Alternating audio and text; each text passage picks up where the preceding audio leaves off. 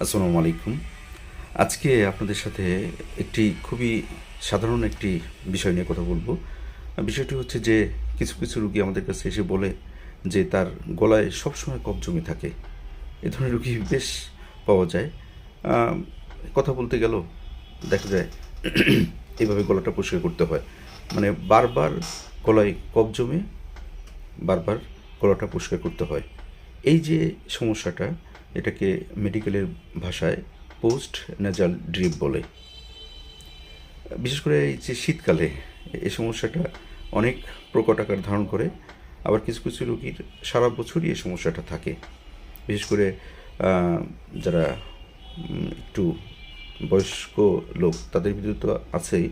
ইদানিং আমরা যুবক যুবতী বা ইয়াং শ্রেণীর ছেলেমেয়েদের মধ্যেও এ ধরনের সমস্যা আমরা দেখছি যে তাদের গলায় কফ জমে থাকে। কফটা পরিষ্কার করার চেষ্টা করে এবং গলায় একটা সুরসুরি ভাব থাকে, ইচিং, হ্যাঁ, একটা ভাব থাকে এবং এর সাথে সাথে কাশি থাকে।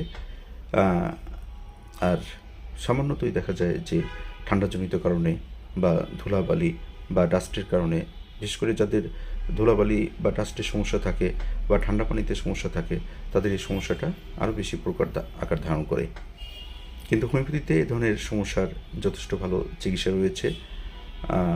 দেখা যায় যে কয়েক মাস চিকিৎসা করলে আমাদের বাস্তব অভিজ্ঞতায় যেটা আমরা দেখেছি যে যদি ভালোভাবে চিকিৎসা করা যায় তাহলে ৩-৪ মাসের মধ্যেই খুব ভালো একটা উন্নতি হয়ে থাকে এবং এ ধরনের রোগীরা অনেকটাই ভালো হয়ে যায়।